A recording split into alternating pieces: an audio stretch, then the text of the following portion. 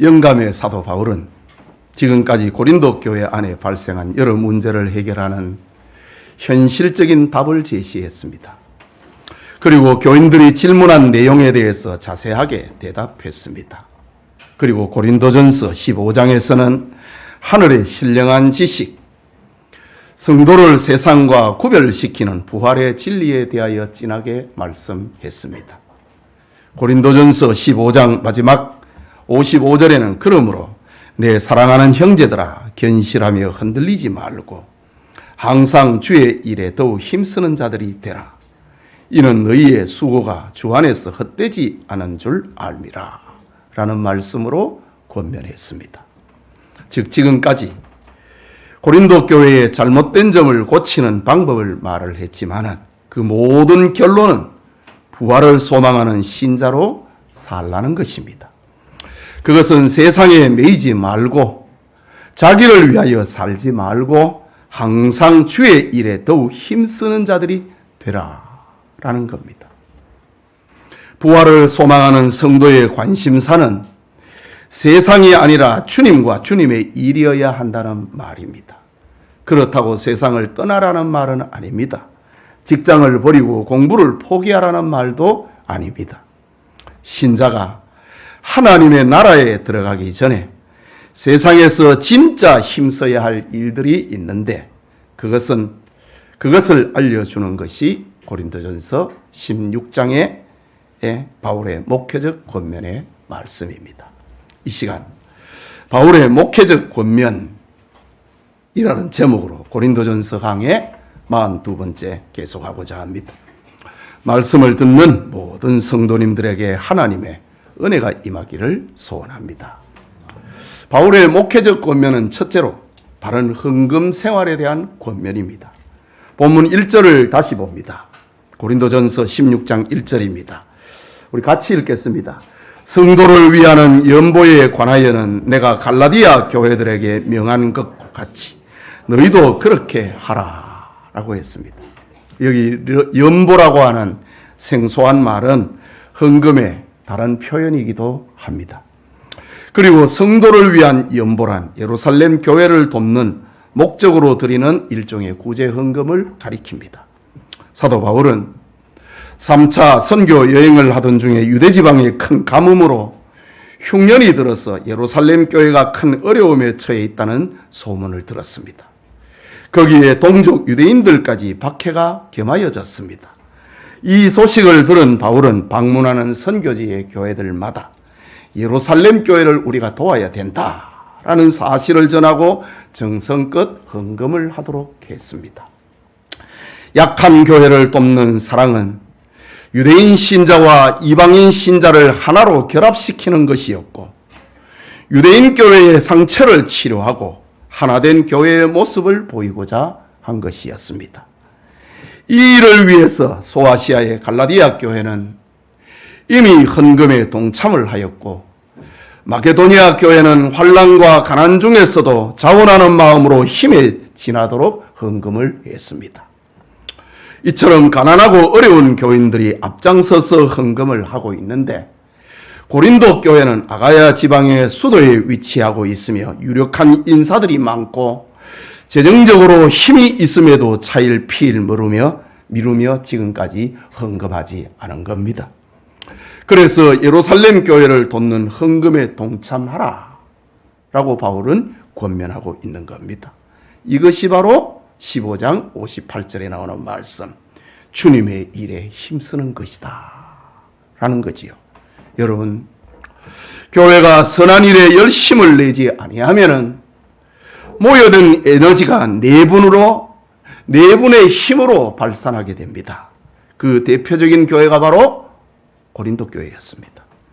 고린도 교회는 일꾼이 많고 재정적인 힘이 많음에도 선한 사업에 열심을 내지 않았습니다.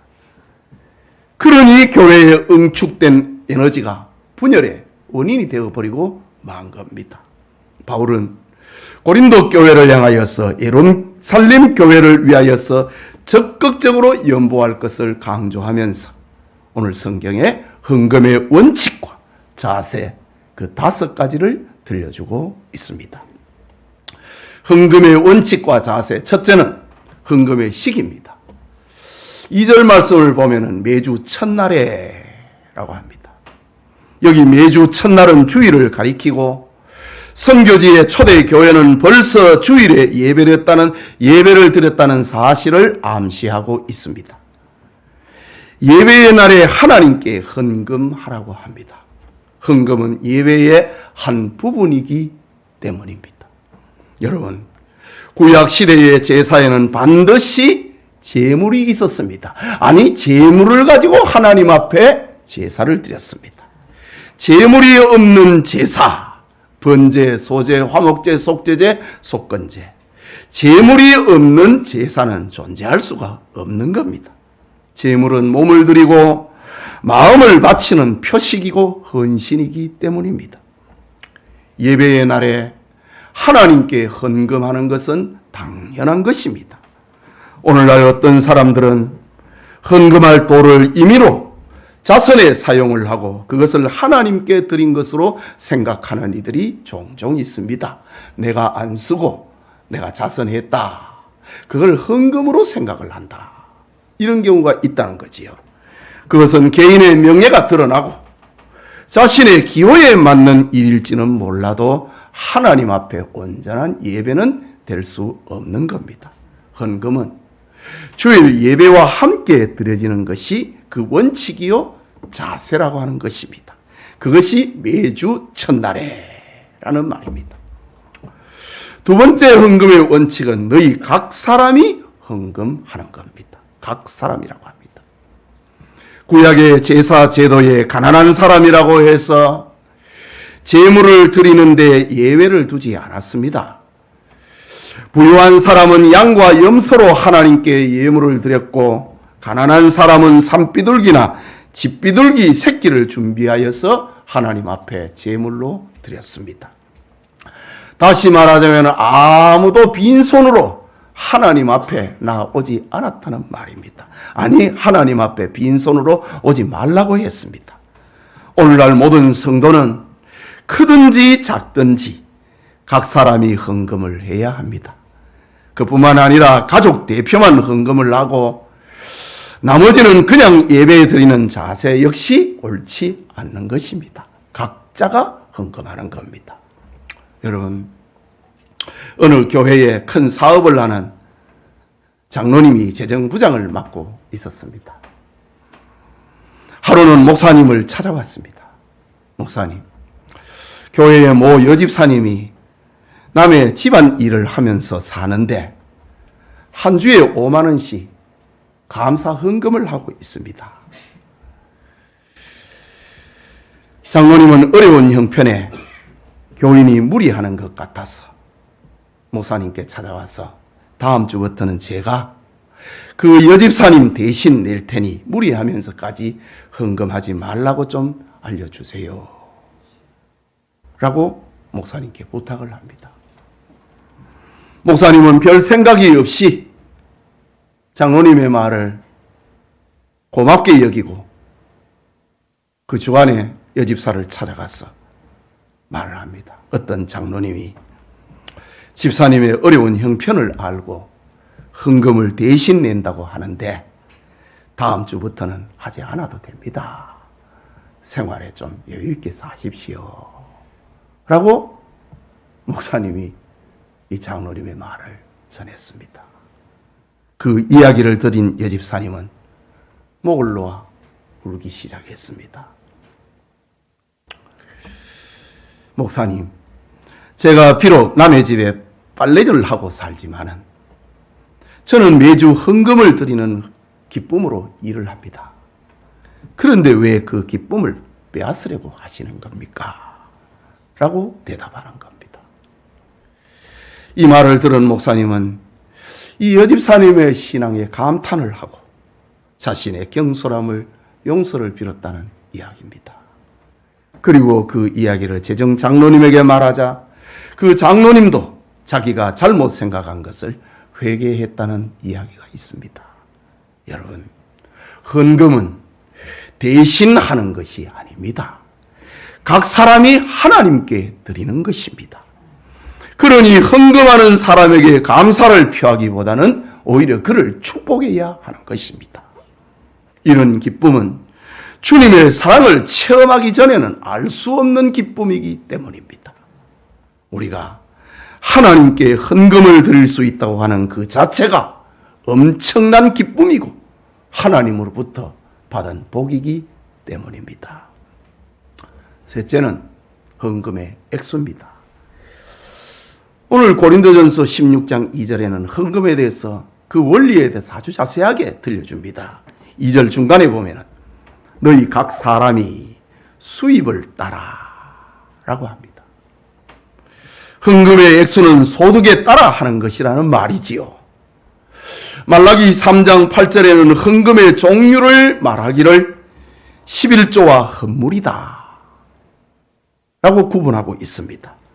즉 헌금은 정해진 것 11조와 정해지지 않은 것 헌물이 있다는 뜻이지요. 중요한 것은 헌금의 액수보다 헌금하는 정신과 자세입니다. 여러분, 초대 예루살렘 교회의 아나니아와 삽비라를 아시지요? 저들 부부는 밭을 팔아서 절반을 헌금으로 바치고도 하나님 앞에 바른 자세가 아니었기 때문에 그 자리에서 죽고 말았습니다. 반면에 한 가난한 과부는 동전 2개 2렙돈을 바쳤음에도 예수님은 모든 사람보다 많이 넣었도다 라고 칭찬하셨습니다. 바로 헌금의 자세를 말하고 있는 겁니다. 여러분, 11조는 아브라함도 했고 바리새인도 했고 초대교회 성도들도 했습니다. 그리고 오늘의 교회도 지키고 있는 하나님이 정하신 법입니다. 우리에게 중요한 것은 소유에 대한 바른 인식입니다. 모든 소유는 하나님의 것입니다. 하나님으로부터 온 것입니다. 그 사실을 알고 산다면 언제나 바른 헌금 생활을 할 수 있을 것입니다. 네 번째로 헌금의 준비성입니다. 2절 마지막에 보면은 모아 두어서 내가 갈 때에 연보를 하지 않게 하라 라고 했습니다. 모으라고 합니다. 이것은 저축하라고 하는 말이지요. 미리 준비하라고 하는 말입니다. 모은다, 미리 준비한다. 이것은 성별의 개념입니다. 하나님께 드리기로 작정한 것을 따로 떼어 구별해 두라고 하는 말입니다. 어떤 교인은 11조든지 감사 헌금이든지 따로 구분해 두었는데 급한 일이 생기면 그것을 꺼내 써버립니다. 그랬다가 돈이 생기면 하고 생기지 않으면 헌금마저 포기해버리는 경우가 있습니다. 바울은 그리 하지 말고 모으라고 합니다. 준비하라고 합니다. 사실 주일은 하나님께 예배드리는 날이고 평일은 이 예배를 준비하는 날입니다. 항상 준비된 마음으로 예배에 참석하고 준비된 헌금을 하나님께 드리는 우리 성도님들이 되시기를 축복합니다. 마지막으로 헌금의 관리입니다. 3절에 보면은 내가 이럴 때에 너희가 인정한 사람에게 편지를 주어 너희의 은혜를 예루살렘으로 가지고 가게 하리니 라고 했습니다.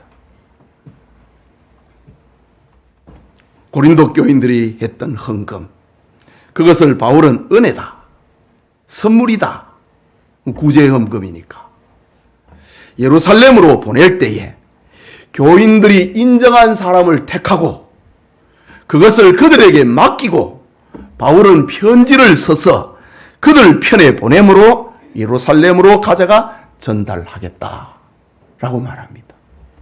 이처럼 교회의 재정은 그 관리는 분명하고 선명해야 합니다. 혹시라도 의심살 일을 하지 말아야 하는 것입니다. 그렇다고 바울이 재정은 세속적이라서 그것을 멀리하거나 책임을 지지 않겠다, 이런 말은 아닙니다. 4절을 보면은 만일 나도 가는 것이 합당하면 그들이 나와 함께 가리라 이 헌금 관리입니다, 지금. 사실 바울은 아직 예루살렘으로 갈 것인지 아니면은 다른 곳으로 갈 것인지 그 계획이 확실하지가 않습니다. 다만 고린도 교회가 드린 헌금의 액수가 크면은 그것의 정확한 분배와 전달을 위하여서 바울은 교회가 선택을 했던 헌금 위원들과 함께 나도 예루살렘에 가겠다라고 합니다. 사도행전 20장 4절을 보면은 고린도 교회가 헌금한 액수가 상당했기 때문에 바울은 고린도 교인들과 동행을 하여 예루살렘에 가서 그것을 예루살렘 교회에 전달하는 그런 일들을 기록을 하고 있습니다. 여러분, 현대 교회의 재정 역시 관리는 대단히 중요합니다. 재정을 관리하는 사람은 첫째로 헌금은 하나님의 것임을 알고 두려운 마음으로 관리해야 하는 겁니다. 오늘 바울이 그랬던 것처럼 목회자의 지도를 따라서 교회의 재정은 정확하게 관리되어야 하는 겁니다. 오늘날 어떤 교회는 목회자가 교회의 재정을 자기 소유처럼 여기는 곳이 있고 또 어떤 교회는 재정을 맡은 장로가 헌금 사용권을 마치 자기가 위임받은 것처럼 세를 부리는 이가 있습니다. 이런 일에는 반드시 교회의 분쟁과 시비에 휩쓸리게 되어 있습니다. 교회의 재정은 교인들로부터 인정을 받은 사람을 두어 관리하게 하되 목회자가 최종 관리와 사용과 책임이 있음을 명심해야 한다는 겁니다. 여러분, 바울은 항상 주의 일에 더욱 힘쓰는 자들이 되고 너희의 수고가 주 안에서 헛되지 않은 줄 알미라 라는 그 말씀을 적용을 시키는 그 첫 번째로 바로 바른 헌금 생활에 대해서 교훈했습니다. 종교개혁자 마르틴 루터는 교인들에게는 세 가지 회심이 필요하다라고 했습니다. 첫째는 가슴의 회심, 둘째는 정신의 회심, 셋째는 돈 지갑의 회심이다라고 했습니다. 가슴과 정신과 돈은 분리할 수 없는 것이기 때문입니다. 사복음서에 기록되어 있는 예수님의 중심 메시지는 가장 많이 말씀하시는 메시지가 중심 메시지지요. 그 메시지는 하나님의 나라, 꼭 천국에 대한 것입니다. 그리고 그 다음으로 가장 많은 주제를 삼고 말씀하시는 것이 무엇인지 압니까? 사복음서에 그것은 바로 돈에 대한 겁니다. 이유는 내 보물이 있는 곳에 내 마음이 있기 때문입니다. 그래서 예수님은 하나님의 나라 천국 그 다음으로 많이 말씀하시고 시간과 정력을 쏟으신 것이 바로 돈에 대한 것이었습니다. 우리 역시 헌금에 대한 바른 원리와 방법 그리고 그것을 관리하는 지혜와 믿음이 우리 성도님들에게 있기를 축복합니다. 그게 둘째로 바울의 목회적 권면이 계속되고 있습니다. 둘째는 바른 목회자상에 대한 것입니다. 본문 5절과 7절에 있는 말씀인데 같이 읽겠습니다. 내가 마게도냐를 지날 터이니 마게도냐를 지난 후에 너희에게 가서 혹 너희와 함께 머물며 겨울을 지낼 뜻도 하니 이는 너희가 나를 내가 갈 곳으로 보내어 주게 하려 함이라. 이제는 지나가는 길에 너희를 보기를 원하지 아니하노니 이는 만일 주께서 허락하시면 얼마 동안 너희와 함께 머물기를 바람이라고 합니다. 사도 바울은 목회적 선교적인 그런 개념을 가지고 있습니다. 계획을 가지고 있습니다. 지금 바울은 에베소에 머물러 있지요. 내가 마게도냐를 가갖고 거기에 있는 교회를 돌아보고 너희에게로 갈 것이다.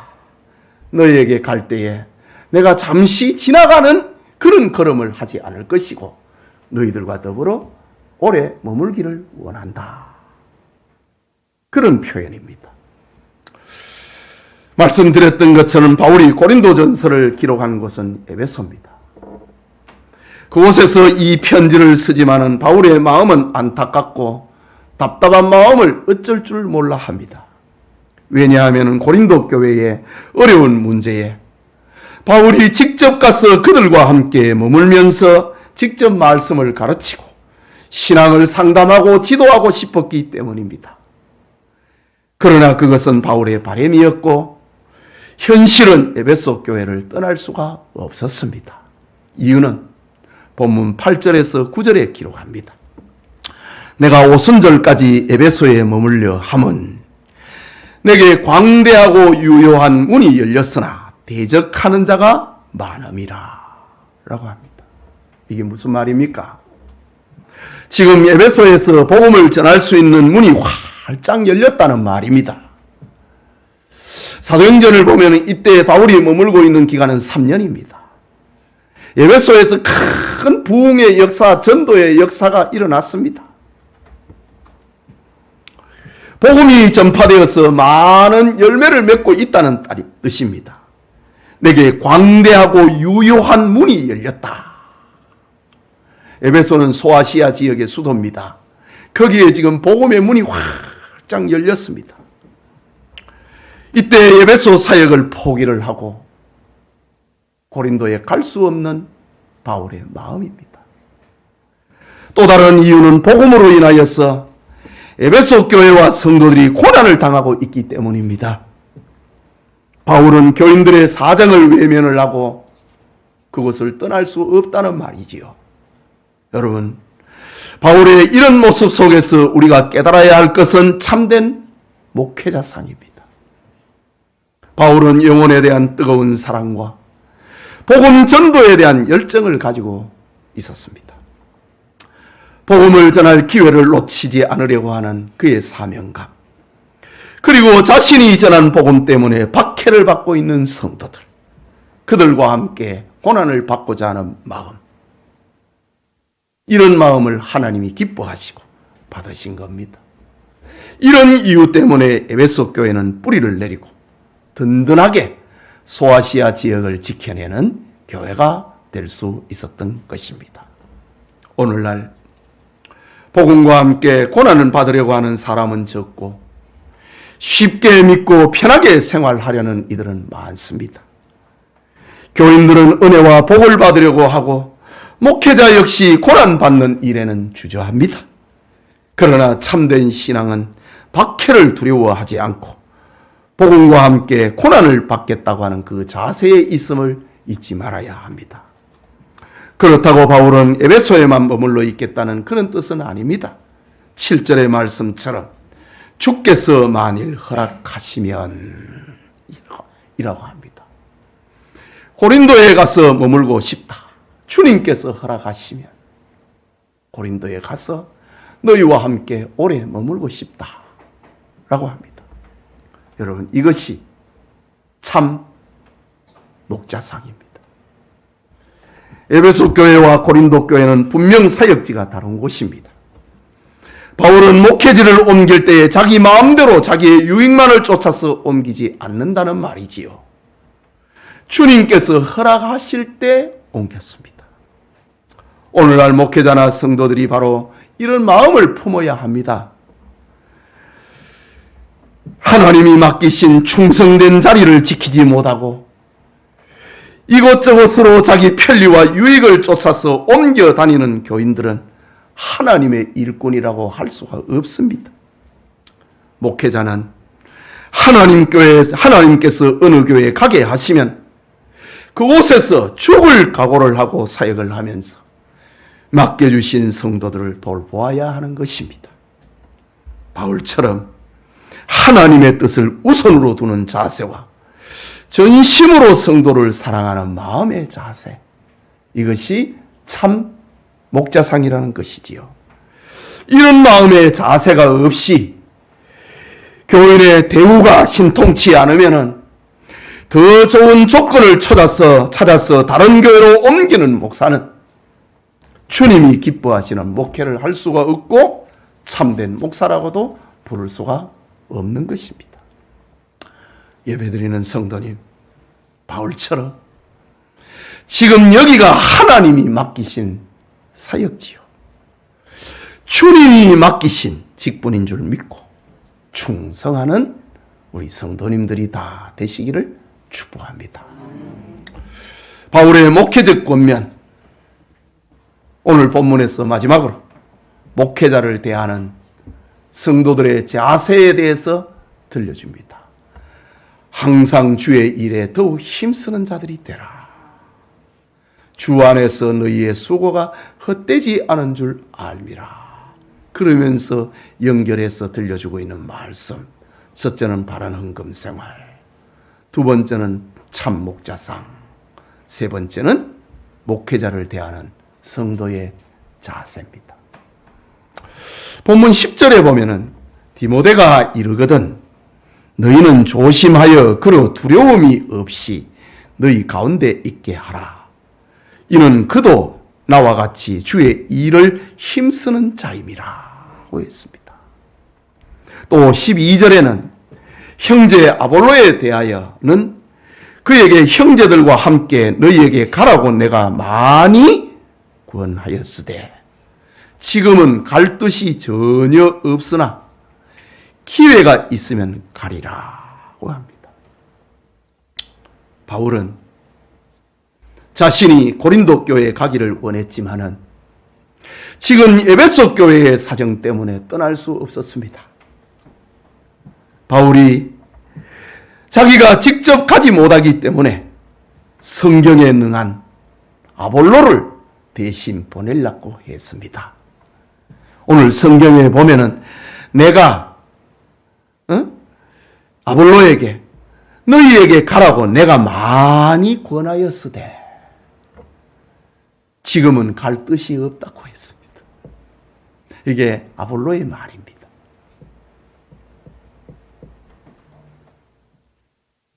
지금 그러면 아볼로는 바울에게 지금 불순종을 하고 있는가? 그것은 아니지요. 아볼로의 대답은 지금 고린도에는 자기 계파가 생겼습니다. 우리 고린도전서 1장을 강의할 때에 강론할 때 말씀드렸지요. 바울파, 아볼로파, 베드로파, 예수파. 고린도 교회는 4개 파당이 형성됐습니다. 이때에 지금 개척자는 바울이지요. 그런데 바울이 떠나고 난 다음에 이 고린도 교회에 4파가 형성이 됐습니다. 그런데 지금 바울이 에베소에서 일이 많아가지고 갈 수 없어가지고 내 대신 아볼로에게 여러 차례 가라고 얘기를 했다고 합니다. 그런데 아볼로는 나는 지금 가면 안 된다고 합니다. 지금 고린도에 자신의 계파가 지금 형성이 되어 있는데 내가 가면은 그 계파는 더욱 굳어지게 된다. 그래서 지금은 갈 뜻이 없고 다음에 기회가 되면 가겠다 라고 말합니다. 얼마나 아볼로의 지혜로운 판단입니까? 교회를 어지럽게 하지 않으려고 자기를 낮추고 있는 아볼로의 모습입니다. 그래서 바울은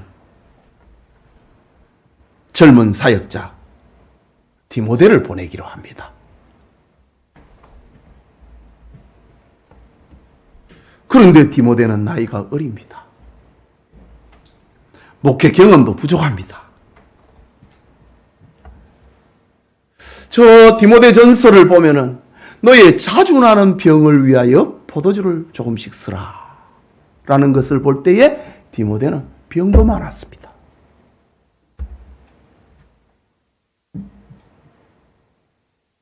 그런 어린 목회자를 지금 문제가 제일 많은 교회, 고린도 교회에 보내려고 하니 바울이 얼마나 불안하겠습니까?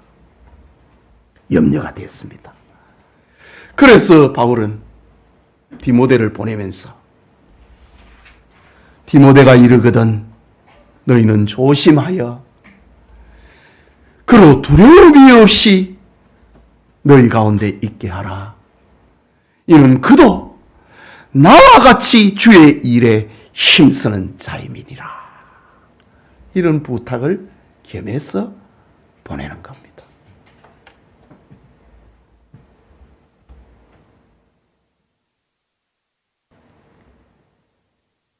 저로 두려움이 없이 너희 가운데 있게 하라 라고 부탁합니다.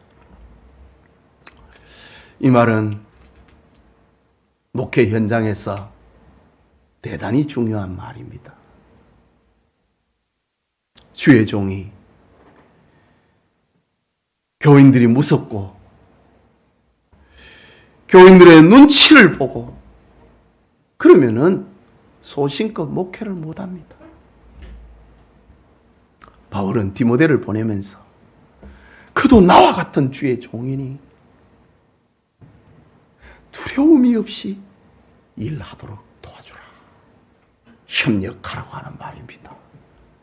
주의 종이 주님의 눈치를 살피고 주님을 두려워하는 마음으로 목회를 해야지 교인들의 눈치를 살피고 교인들을 두려워하면 그때부터 바른 목회는 할 수 없는 겁니다. 여러분, 목사가 성도들을 두려워하면 강단에서 하나님의 말씀을 담대하게 선포할 수 없습니다. 자연히 성도들의 비위를 맞추는 설교를 하게 되는 겁니다. 아이고, 내가 오늘 이 설교가 누가 다치면 어떠나, 누가 삐지면 어쩌나, 이것저것 생각하면은 아무 말도 못해요. 잘한다, 칭찬만 못합니다. 칭찬밖에 할 게 없는 겁니다. 그거는 목회가 아니지요. 강단에 서 있는 목사의 마음에는 앉아있는 청중들이 죄인으로 보여야 됩니다. 그래야 바른 설교, 소신 있는 설교, 힘 있는 설교, 좌우의 날선 금과 같은 메시지를 전할 수가 있는 겁니다.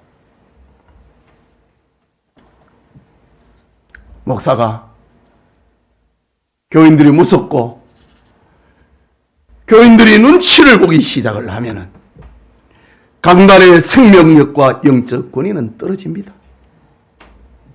교회는 인본주의화 돼버리고 마는 겁니다. 그렇기 때문에 교회와 성도들은 목회자의 나이가 좀 어리고 경험이 부족해도 교인들을 두려워하지 않고 눈치를 살피지 않고 소신껏 목회를 하고 담대하게 설교할 수 있도록 배려해야 하는 겁니다.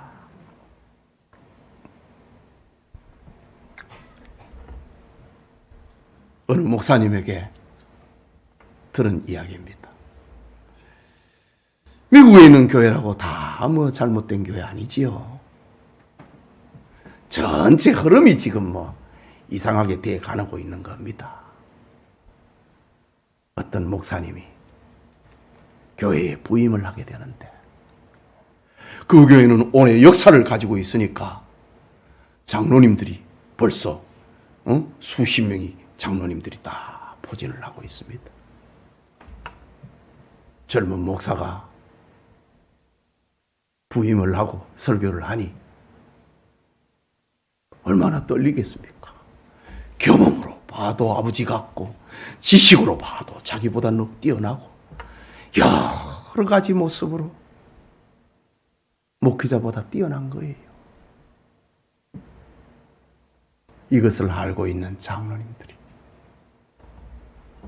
목사님 찾아와갖고 목사님 마음껏 설교하십시오. 설교 시간에 대해서는 신경 쓰지 마십시오. 하고 싶은 대로 하십시오.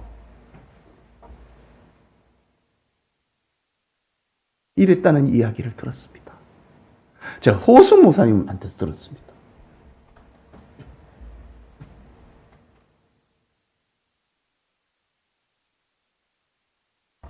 목사로 하여금 소신껏 설교할 수 있도록 하는 것입니다. 바로 지금 오늘 본문에 그런 마음입니다. 디모데가 이르거든 너희는 조심하여 그러 두려움이 없이 너희 가운데 있게 하라. 이는 그도 나와 같이 주의 일을 힘쓰는 자임이라고 했습니다. 목회자의 나이가 좀 어리고 경험이 좀 부족해도 교인들을 두려워하지 않고 교인들 눈치 살피지 않고 소신껏 목회하고 담대하게 설교할 수 있도록 배려하라. 이것이 주의 일에 힘쓰는 거다. 우리가 더 잘 알아요. 그래 하지 말고. 전에는 안 그랬어요. 그래 하지 말고. 젊은 목사가 부임을 해도 소신껏 할 수 있도록 그를 협력하라 라는 말입니다. 계속해서 11절에는 더 강한 표현을 쓰고 있습니다. 그러므로 누구든지 그를 멸시하지 말고. 참 바울에 비하면 디모데는 뭐 애기지요. 아이지요. 네, 사도 바울의 제자 디모데입니다. 고린도 교회에는 또 우리 이미 살펴본 것처럼 잘난 사람들이 얼마나 많습니까? 그래서 바울마저 말 잘 못한다고 철학자들처럼 말 못한다고 조롱하고 했잖아요. 그런데 디모데가 갔으니 교인들이 볼 때 뭐 저런 걸 보내는 안 그러겠어요? 바울이 이걸 알고 있는 거예요. 그래서 누구든지 그를 멸시하지 말라고 합니다. 멸시하지 말고 평안히 보내어 내게로 오게 하라. 일 다 마치고 즐거운 마음으로 다시 나에게 돌아올 수 있게 해달라. 나는 그가 형제들과 함께 오기를 기다리노라. 고린도 교인들과 대표들과 디모데가 같이 나에게 왔으면 좋겠다 라는 편지를 지금 권면을 하고 있는 겁니다. 앞에서 말했듯이 디모데는 연소합니다. 경험도 부족하고 건강도 좋지 못합니다. 이런 사람을 왜 보냈나? 그래 말하지 말고 멸시하지 말라고 합니다. 그에게 마음을 아프게 하지 말고 평안하게 대해주라. 왜냐하면은 그도 나와 같이 주의 일을 힘쓰는 자이기 때문이다 라고 합니다.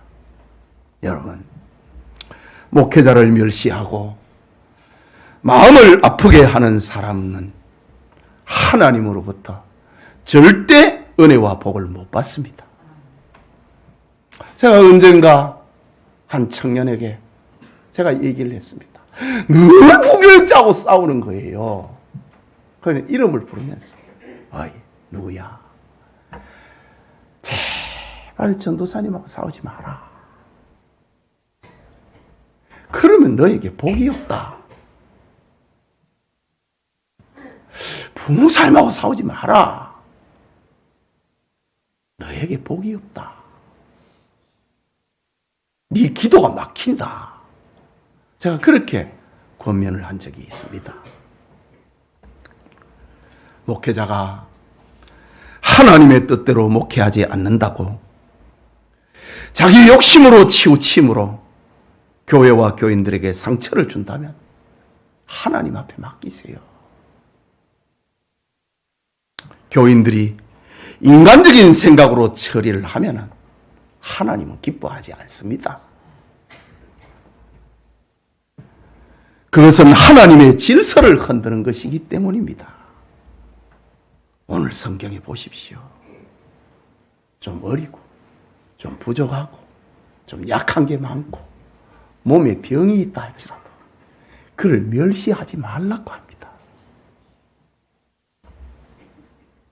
어리고 부족해도 잘 할 수 있도록 협력하라고 합니다. 하나님은 자기 종을 돕는 사람을 기뻐하시기 때문입니다. 예수님은 마태복음 10장 41절과 42절에 이렇게 말씀합니다. 선지자의 이름으로 선지자를 영접하는 자는 선지자의 상을 받을 것이요. 여러분 잘 아는 말씀이지요. 의인의 이름으로 의인을 영접하는 자는 의인의 상을 받을 것이요.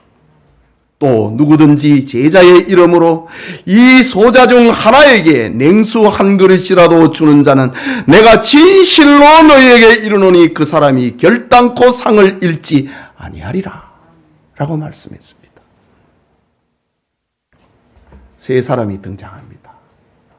선지자, 의인, 소자.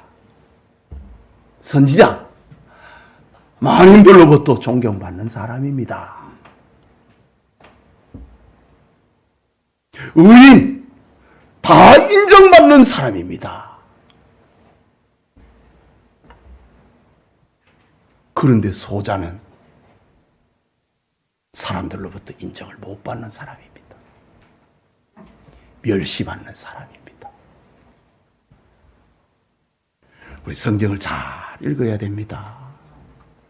선지자, 하나님의 메시지를 전하니 그 앞에서 얼마나 두려워 떨겠습니까? 의인, 얼마나 존경하겠습니까? 소자, 저 별거 아니네. 멸시합니다.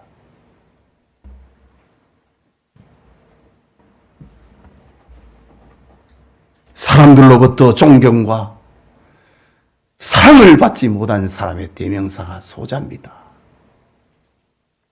이런 사람일다 할지라도 누구든지 제자의 이름으로 이 소자 중 하나에게 냉수 한 그릇을 대접하는 자, 다른 사람들로부터 다 무시를 당한다 할지라도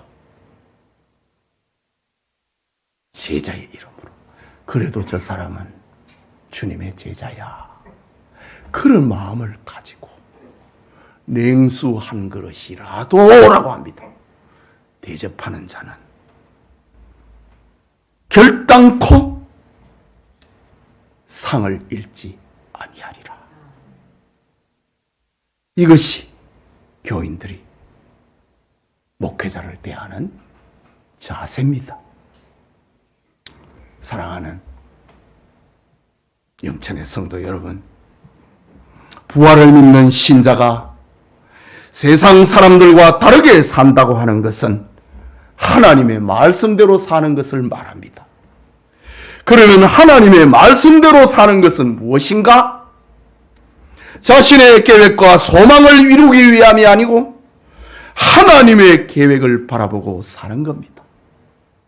구체적으로 바울은 목회적 권면으로 들려주고 있습니다. 그것은 오늘 힘껏 헌금하여 하나님의 선한 일을 하라. 둘째는 영혼을 사랑하는 참된 목회자상을 본받으라. 그리고 목회자를 멸시하지 말고 그를 도와 주님의 일을 하라. 이런 수고는 주 안에서 헛되지 않다. 상이 있다. 항상 주의 일에 더욱 힘쓰는 것이 이런 것이다. 거기에는 상이 있다. 라고 들려주고 있습니다. 예배드리는 우리 모두에게 이런 은혜가 충만하기를 축복합니다. 우리 말씀을 생각하고 우리 같이 기도합시다. 바울의 목회적 권면은 고린도 이 전서의 마지막 결론입니다. 한 2시간 또 앞으로 더 강해할 겁니다. 바울의 목회적 권면, 바른 헌금 생활, 참된 목회자상을 본받는다. 그리고 목회자를 멸시하지 말고 그를 도와서 주님의 일을 하게 하라. 이것이 주의 일에 힘쓰는 것입니다. 우리 말씀을 생각하고 같이 기도합시다. 자비하신 하나님 아버지, 은혜를 감사합니다. 참 문제가 많고 고민이 많고 여러 가지의 사건을 일으켰던 고린도 교회였지만은 바울은 하나하나 조목조목 그것을 해결할 수 있는 영감의 메시지를 통하여서 해결점을 알려주고, 교인들이 질문한 내용들을 하나하나 들려줌으로 하나님의 뜻을 들려주었습니다. 그리고 마지막 모든 결론으로 바로 우리는 저 천국을 소망하는 사람이요, 우리에게는 세상과 구별된 부활이 있는 사람이라고 하는 메시지를 들려주었습니다. 이런 하나님의 말씀을 받은 고린도 교회에게 그러므로 항상 주의 일에 더욱 힘쓰는 자들이 되라. 이는 너희의 수고가 주 안에서 헛되지 않음이라 라고 말씀을 하셨습니다. 그리고 그 헛되지 않은 삶의 권면의 내용으로 바른 헌금생활, 참된 목회자상, 그리고 목회자를 멸시하지 않는, 그를 도와서 건강한 교회를 만들어가는 것이 주님의 일에 힘쓰는 것이라고 하였습니다. 하나님, 우리 모두에게 이 은혜가 충만하게 하여 주시옵소서. 하나님, 주님의 말씀을 받았습니다. 이렇게 살아갈 수 있도록 믿음을 주시고 용기를 주시고 힘을 더하여 주시옵소서. 감사합니다. 예수님 이름으로 기도합니다. 아멘.